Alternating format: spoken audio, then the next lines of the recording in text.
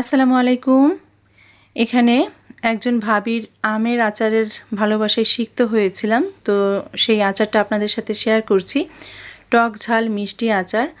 ভাবি এখানে আমার জন্য 2 কেজি আমের আচার বানিয়ে বক্স কিনে তারপরে বাসায় পাঠিয়ে দিয়েছে। এর থেকে বড় ভালোবাসা কি হতে পারে বলেন তো? যাই হোক, আমি অনেক বেশি খুশি হয়েছি, আর তাছাড়া ভাবিকেও ফোন দিয়ে ধন্যবাদ জানিয়েছি। অনেক সকালবেলা কিন্তু আব্বা বলছিল যে উনি পান্তা ভাত দিয়ে ডিমের ঝুরি ভাজি দিয়ে খাবে, তো সকালবেলা নামাজ পড়ে উঠে আগে আব্বার খাওয়ার ব্যবস্থা করছি। আজ ছিল মে মাসের 4 তারিখ, আর আব্বা আজ চলে যাবে। দুপুর 1টায় আব্বার গাড়ি, তো বাসা থেকে বের হবে তারও আগে। তো সকালবেলায় পান্তা ভাত দিয়ে দিয়েছিলাম আব্বাকে ডিমের ঝুরি ভাজি দিয়ে, আর এখন হচ্ছে যে আমি আবারও ভাত রান্না করে রেখেছি প্রেসার কুকারে। বেগুন পুড়িয়ে ভর্তা করে নিয়ে এসেছি, এটা এখন টেবিলে রেখে দিচ্ছি। আর দুপুরবেলা আমরা যে মাছ খাবো সেই মাছটা ফ্রিজ থেকে বের করে পানিতে ভিজাতে দিয়েছি যেন ছেড়ে যায়। গতকাল তো বোয়াল মাছ আলু পটল দিয়ে রান্না করেছিলাম, সেটা আপনাদের মাঝে শেয়ার করেছিলাম। আব্বা দেখেন পটলও খায়নি, শুধুমাত্র মাছের মাথা দিয়ে ঝোল দিয়ে ভাত খেয়েছিল। তো আমাকে সকালবেলা বলেছে যে মাছটা যেন আমি ভালো করে গোলমরিচ দিয়ে আবারও মশলা দিয়ে ভুনা ভুনা ভাজা ভাজা মতো করে দিই। তো আমি সেই কাজটা করেছি, একটু মরিচের গুঁড়া, ধনিয়া গুঁড়া আর গোলমরিচ ক্রাশ করে দিয়ে আমি আবার ওটাকে মাখা মাখা করে ভুনা ভুনা করে দিয়েছি। এখন বাজে ঘড়িতে সকাল 10টা। আব্বা কিন্তু সকালবেলা পান্তা ভাত খেয়ে গোসল করে তারপরে কিন্তু ঘুমিয়েছে। এর ভিতরে কিন্তু আমি নাস্তা করেছি, পুরা বাসাটাকে গুছিয়ে নিয়েছি। আর এখন হচ্ছে যে আব্বার যাওয়ার জন্য যে প্রস্তুতিমূলক কাজগুলো রয়েছে, ওনার ব্যাগ গুছানো, ওনার কাপড় আয়রন করা, খাবার খেতে দেওয়া, ওনাকে রেডি করে দেওয়া, সব কাজগুলো এক এক করে সেরে নিব। তো যে কাপড়টা পরে আব্বা আজকে জার্নি করবে সেই কাপড়টা আয়রন করে দিচ্ছি। আজকের ব্লগটা যারা দেখা শুরু করেছেন আপনাদেরকে প্রথমেই মনে করিয়ে দিচ্ছি যে ব্লগের কোথাও কোনো অংশ ভালো লেগে গেলে প্লিজ একটা লাইক দিয়ে দিবেন। আপনাদের একটা লাইকে কিন্তু আমার এই ব্লগগুলিকে আরও অনেক আপু আন্টিদের মাঝে পৌঁছে দিতে সাহায্য করে। আর যারা আজ প্রথমবারের মতো আমার এই চ্যানেলটি ভিজিট করছেন, এই ধরনের লাইফস্টাইল ব্লগ যদি আপনি পছন্দ করে থাকেন তাহলে আপনি আমাকে সাপোর্ট করতে পারেন আমার চ্যানেলটি সাবস্ক্রাইব করে দিয়ে। সেক্ষেত্রে পাশে থাকা বেল আইকনের অল অপশনটি সিলেক্ট করে দিতে হবে। নোটিফিকেশনে ডায়েরি অফ ডিজায়ার্স চ্যানেল থেকে একদিন পর একদিন এই ধরনের লাইফস্টাইল ব্লগ, ডেইলি ব্লগ পৌঁছে যাবে। আপনি আপনার সুবিধা মতো সময় সেটা দেখে নিতে পারবেন। তো আজকের যে ব্লগটা আমি আপনাদের মাঝে শেয়ার করছি, এটা আব্বা চলে যাওয়ার আগে যে কাজগুলো করেছি আর আব্বা চলে যাওয়ার পরে যে কাজগুলো করেছি, সব কাজ নিয়েই কিন্তু আজকের ব্লগটা আমি সাজিয়েছি। অনেক সকালে ঘুম থেকেই উঠেছি, আপনারা তো জানেন সেটা, যে 5টারও আগে ঘুম থেকে উঠি, কখনো কখনো 4টায় উঠি, 4:30টায় উঠি। তো যাই হোক, 5টা 40-এ আব্বাকে হচ্ছে গোসল করার পানি দিয়েছিলাম গরম করে।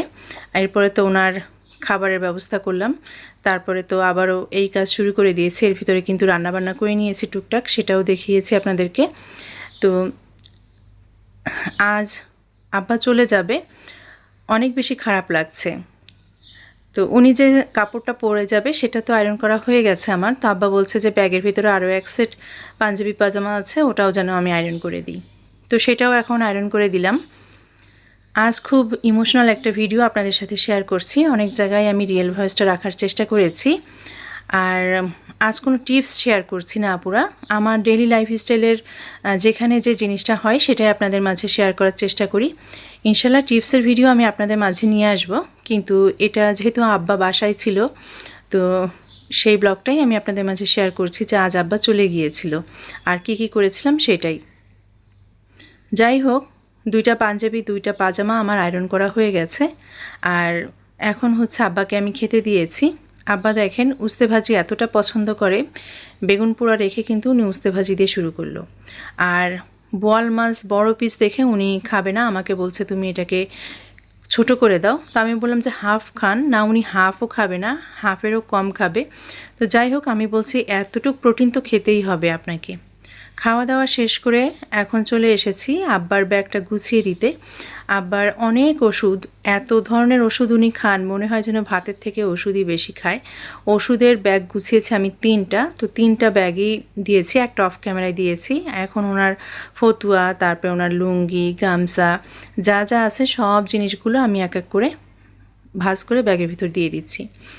আব্বার যেহেতু ডায়াবেটিস আছে, আমি কয়েকটা খেজুর এখানে ধুয়ে পলিথিনে করে দিব। আপনাদের সামনে হয়তো পলিথিনে ঢুকিয়ে আমি গিট্টু মারছি, কিন্তু পরবর্তীতে কিন্তু গিট্টুটা খুলে আবারও ধুয়ে তারপর আমি এটা আব্বাকে দিয়েছিলাম। আব্বা এখন কাপড় চেঞ্জ করছে, তো ওনার পরনের যে লুঙ্গি থাকে তো সেটা এখন ঢুকিয়ে ব্যাগটাকে আমি লাগিয়ে দিয়েছি।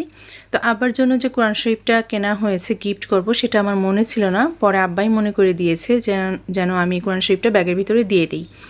এক নজরে কোরআন শরীফ, মিজানুর রহমান আজহারের লেখা এটা। তো যাই হোক, সব কিছু গুছিয়ে ব্যাগটাকে ফাইনালি আমি রেডি করে নিলাম। আব্বার ইনসুলিন থাকে ফ্রিজে, সেটাও বের করে ব্যাগে ঢুকিয়ে দিয়েছি। এখন আব্বা যে পাঞ্জাবি পাজামা পরছে, আব্বাকে হেল্প করছি আমি। উনি বেল্ট পরেই কিন্তু জার্নি করেন, কোথাও যেতে হলে বেল্টটা পরতে হয়, ওনার অনেক ব্যথা আছে।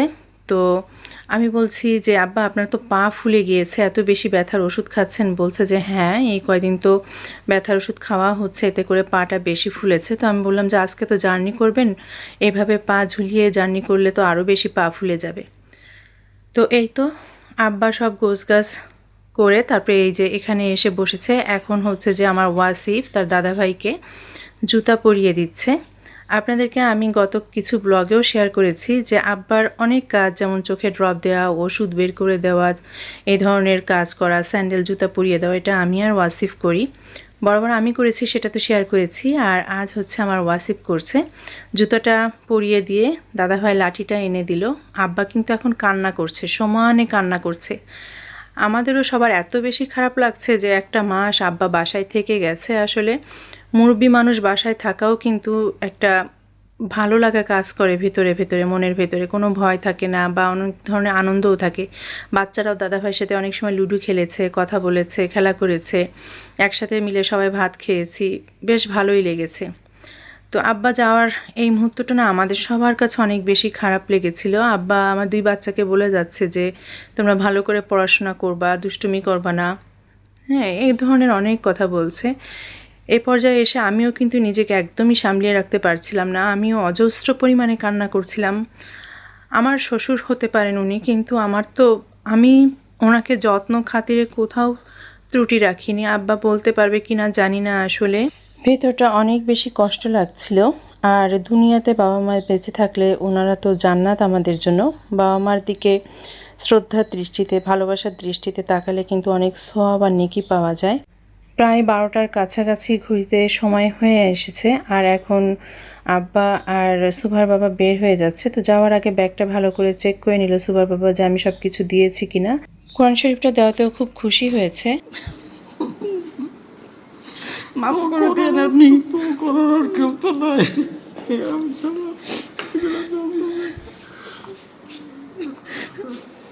সাবধানে যায়।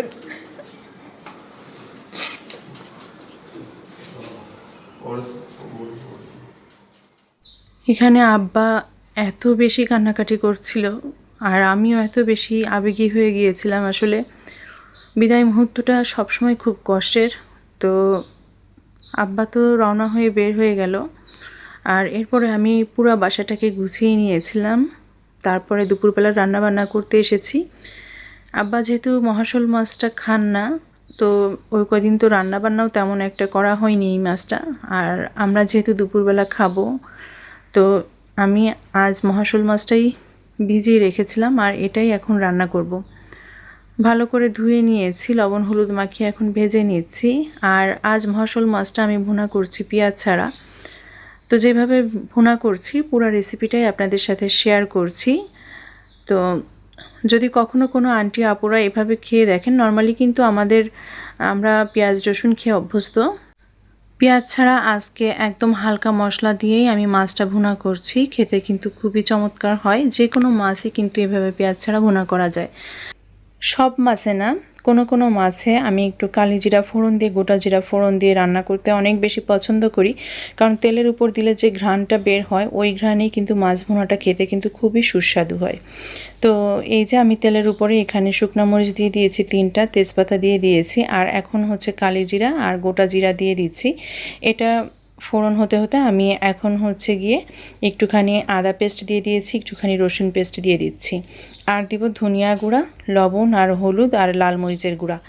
এখানে আমি একদম টোটালি কোনো পেঁয়াজ ইউজ করছি না। তো মশলাগুলো এভাবে দিয়ে একটু তেলের উপরে নেড়েচেড়ে কষিয়ে তারপরে হচ্ছে যে আমি মাছগুলো দিয়ে দিব। আর সব ধরনের বড় মাছ রান্নায় যদি একটুখানি গোলমরিচ দিতে পারে না, তাহলে কিন্তু একটু ঝালের যে ঝাঁজ, সেই ঝাঁজটা যখন আপনার মুখে লাগে তখন কিন্তু খেতে খুব ভালো লাগে। আর এই ধরনের মাছ না, খুব বেশি বড় মাছ হলে না ওটা কেমন যেন আমার কাছে মনে হয় যেন টেস্টটা অত বেশি থাকে না। আমি তো মাছ কেনার সময় বলেছিলাম যে এত বড় মাছে কিন্তু টেস্ট খুব কম হয়, কিন্তু আমার হাজব্যান্ড তখন শোনেনি, সেই মাছটা কিনবেই। তো এই ধরনের মাছ ভুনা করার সময় আমি একটু গোলমরিচটা ক্রাশ করে দিই। এতে করে গোলমরিচের যে ঘ্রাণ, কালিজিরা, তারপর গোটা জিরার যে ঘ্রাণ, সব কিছুর কম্বিনেশনে মাছের যে ভুনাটা আমি করি সেটা রিয়েলি খেতে কিন্তু খুব মজা হয়। আপনারা এভাবে করে দেখবেন, অনেকটাই ভালো লাগে। এর ভিতরে আপা চলে এসেছিল। এত ব্যস্ত আজকে, এত সকালে উঠে যে মানে সারাদিন ননস্টপ চলছি, তার ভেতরে আবার আমার কাজের সাথে সাথে আপার কাজে হেল্প করলাম। এই যে রুটিগুলো সব আবার একটা একটা করে পলিপেপার দিয়ে বক্সে রেখে এখন ফ্রোজেন করার জন্য ডিপ ফ্রিজে রেখে দিচ্ছি। ওনার কাছে বসে যদি এই কাজটা না করি না, উনি তো রুটি বানিয়ে দিয়ে চলে যাবে, আর কিছু করবে না। তো রুটিটা একটার সাথে একটা লেগে থাকবে বেশি সময় থাকলে। তো এখন আমি যেটা করছি, মাছগুলো কিন্তু এর ভিতরে আর নেড়ে দেওয়ার সুযোগ হয়নি আমার। আমি ঝোলের পানিটা দিয়েই কিন্তু আপার কাছে বসেছিলাম, আপার ওই কাজটাতে হেল্প করার জন্য। এখন মাছগুলো আমি একটু উল্টে পাল্টে নেড়ে দিচ্ছি, আর ঝোলের পানিটাও একটু কমে এসেছে, এটা গামাখা গামাখা হয়ে গেছে। এখনই আমি চুলাটাকে অফ করে দিব। তো ফাইনালি এই যে আমার মাছ ভুনাটা রেডি হয়ে গেছে। এটা খেতে খুবই মজা হয়েছিল। এই ছিল আজকের মাছ ভুনাটা। একটা ভাগেই রান্না করেছি, কারণ আজ সোমবার ছিল, সুবার ছিল কোচিং। তো কোচিংয়ে থেকে বের হয়ে এখানে ললি কিনে দিয়েছি সবাইকে। আমার 2 বাচ্চা, অসিফও আমার সাথে যায়, কারণ অসিফকে আমি কোথায় রেখে যাব, অসিফকে নিয়ে যেতেই হয়। তো তাড়াতাড়ি করে রান্নাটা শেষ করে খাওয়া দাওয়া করে নামাজ কালাম পড়ে রেডি হয়ে আবারও 2 বাচ্চাকে রেডি করিয়ে নিয়ে দৌড় দিয়েছিলাম কোচিংয়ে। আর কোচিং শেষ করে এই যে এখন আইসক্রিম খেতে খেতে আমরা রিক্সা নিব। তো মেইন রোডের দিকেই যাচ্ছি। এখানে আমার এক ফ্রেন্ড ছিল, ওর বাচ্চা ছিল, আর আমরা সবাই হাঁটতে হাঁটতে বেশ কিছুটা দূর এগিয়ে এসেছিলাম। আর এখানে একটা বাড়ি আছে, যে বাড়িটার একদম নিচতলা থেকে যততলা বাড়িটা, একদম এটা মনে হয় 7 তলা বা 8 তলা হবে, পুরো বাড়িটার বারান্দায় এভাবে টব দিয়ে গাছ দিয়ে সাজানো, এত সুন্দর দেখতে লাগে। তো আমি আবার ডেকে ওদেরকে দেখাচ্ছিলাম যে দেখো বাড়িটা। যাই হোক, আইসক্রিম খেতে খেতে এরপরে আমরা রিক্সা ঠিক করি। বেশ কিছুটা পথই হেঁটে এসেছিলাম, আর হেঁটে এসেই রিক্সায় উঠি। আজ রিক্সাওয়ালা কী করেছে, নর্মালি আমরা যে রাস্তা দিয়ে আসি সে রাস্তা দিয়ে না এসে সে মানে আরও অনেক বেশি ঘুরাই নিয়ে আসছে। আর কোচিং থেকে যখন বের হই তখন কিন্তু মোটামুটিভাবে 5টা 5-10 এরকম বেজে যায়। আর আজ যেহেতু অনেকটা রাস্তা আবার হেঁটে এসেছি, আমার একটা প্যালপিটেশন শুরু হয়ে যায় যে কখন আমার আসরের নামাজটা পড়ব। তো অনেক সময় দেখা যায় যে এখানে কোচিংয়ে থাকা অবস্থায় কোথাও একটু সুযোগ পেলে বা জায়গা ফাঁকা থাকলে পড়ে নেই আমার ছেলেকে নিয়ে, আর সুভাকে রিক্সায় করে পড়াতে নিয়ে আসে এরকম। তা আজ আর কোনোটাই হচ্ছে না, বাসায় এসে পড়তে হবে। তো এর ভিতরে বাসায় চলে এসেছি। আমি এখন জুতার স্যান্ডেলগুলো যেটা যেখানে রাখার সুরাকে সেটা সেখানে রেখে দিচ্ছি। আব্বা যেহেতু আজ আমার বাসা থেকে চলে গেছে বাড়ির উদ্দেশ্যে, তো এখন 5:30টার মতো বেজে গিয়েছে। প্রথমেই যে কাজটা করব সেটা হচ্ছে যে কাপড় ছাড়ার আগেই, সব কিছু চেঞ্জ করার আগেই আগে আমার শ্বশুর আব্বাকে একটা ফোন দিয়েছি। কষ্ট হয়েছে শরীরের? কষ্ট হয়ে গেছে নাকি শরীরের? না না, খুব সুন্দর হয়েছে। আর আমার সাথে এক ছেলে ছিল, হ্যাঁ, এরা আমার একসময় ভাড়া থাকতো, ওরকম শরীর ছিল না মাস্টার, হ্যাঁ হ্যাঁ। উনি আমার ভাড়া থাকতো। এরপরে বাচ্চাদেরকে খাবার খেতে দিতে হবে। তো গতদিন যে সেমাই জর্দা করেছিলাম সেটা কিছুটা থেকে গেছে, ফ্রিজে রেখে দিয়েছিলাম। আর সকালে নুডলস করেছিলাম, সেটাও রয়ে গেছে। তো দুইজনে 2 ধরনের নাস্তা খাবে, একজন খাবে সেমাই, একজন খাবে নুডলস। তো নুডলস খাবে মেয়ে আর সেমাইটা খাবে ছেলে। আমিও একটু সেমাই খাবো। এভাবে জর্দা সেমাইটা আমার অনেক পছন্দ। নুডলসটা খেতে পাই না, মনে হয় যেন খুব বেশি অ্যাসিডিটির প্রবলেম হয়। তো আমি এগুলো ওভেনে একটু একটু করে গরম দিয়ে নিয়ে এখন 2 বাচ্চাকে খাবারটা দিয়ে দিব। এরপরে যে কাজটা করব সেটা হচ্ছে যে আমার বিছানার চাদরটা চেঞ্জ করব। আমি আমার বেডরুমে চলে এসেছি। দীর্ঘ 1 মাস পরে আমি আমার বেডরুমে আজ শোবো। তো প্রথমে যে কাজটা করছি, বেডের চাদরটা উঠিয়ে নিয়েছি, বালিশের কাভারগুলো খুলে নিয়েছি। আর এই যে এই কাজগুলো তো আমি দুপুরের দিকে বা সকালের দিকে করে যেতে পারিনি, তাড়াহুড়ো করে রান্নাটা করে বাচ্চাদেরকে রেডি করে খেয়ে দিয়ে চলে গিয়েছিলাম। এখন হচ্ছে বেডটাকে মুছে আমি জাস্ট একটা চাদর বিছিয়ে দিব, যে চাদরটা এতদিন ফ্লোরিংয়ে আপনাদের ভাইয়া ইউজ করেছে সেই চাদরটাই আমি 2-3 দিনের জন্য এখন বিছাবো। এখন আমি নতুন আরেকটা চাদর বা কাঁচা ধোয়া চাদর আমার বিছানায় দিতে পারছি না, কারণ জানালার পর্দাগুলো আমি ঝাড়িনি, আমার উপরে যে ওয়াল হ্যাঙ্গিংগুলো আছে সেগুলো পরিষ্কার করিনি, ফ্যানটা পরিষ্কার করিনি, মানে একটু আমার যে ডিপ ক্লিনিংটা রয়েছে একটা রুমের, সেটা তো এখনও কিছু করতে পারিনি। তো ওই কাজগুলো না করে আমি কোনো ধোয়া কাঁচা চাদর আমি এখন বিছানায় বিছাতে পারছি না, এটা আমার কাছে ভালো লাগছে না। তো এই কয়দিন আপনাদের ভাইয়া যে চাদরটা ইউজ করেছে তো সেটাই আমি বিছিয়ে দিলাম, জাস্ট 2 দিন বা 3 দিন থাকবে, তারপরে আমি এটাকে চেঞ্জ করে রুমের কাজগুলো করে তারপরে নতুন একটা চাদর বিছিয়ে দিব। তো এই তো 1 মাস পরে আজ আমি আমার রুমে ঘুমাবো, আমার কাছে অনেকটাই ভালো লাগছে। তো আমি বিছানার চাদরটাকে চেঞ্জ করে সুন্দর করে ঝেড়ে ঝুড়ে পরিষ্কার করে নিলাম। আর এর ভেতরে যে ময়লা যে কাপড়গুলো হয়েছে এক এক করে সেগুলো আমি ওয়াশিং মেশিনে রেখে দিচ্ছি, সময় সুযোগ করে সেগুলো আমি ধুয়ে নিব। এই ছিল আজকের ব্লগ থেকে বিদায় নিচ্ছি। আল্লাহ হাফেজ, আসসালামু আলাইকুম।